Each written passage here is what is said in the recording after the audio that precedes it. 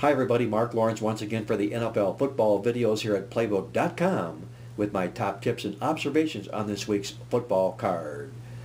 Looking at the football card this week, it's down the stretch time they come with the NFL playoffs just around the corner. We find four teams that are in the playoffs just barely, those being Cincinnati and Indianapolis in the AFC, Minnesota and Seattle on the NFC side. But take a look at the teams knocking on the playoff door just outside: the Pittsburgh Steelers, the Chicago Bears, the Dallas Cowboys, and the New York Giants. Look for these teams to all make a charge this week and next as they head into the playoffs. It was blowout city last week in the National Football League, where four games involved teams winning games by margins of 28 or more points. Look for those results to come back to the norm with those teams involved in those 28 or larger blowout decisions last week.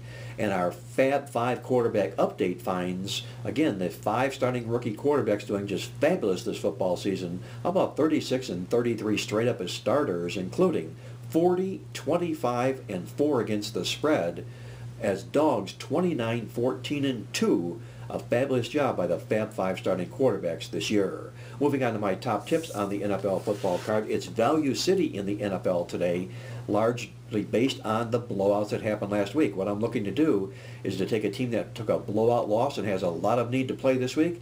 At the top of that list happens to be the New York Giants, a football team that needs this game like blood.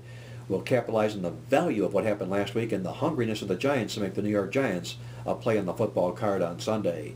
Play number 2 on the football card is our big hungry home dog.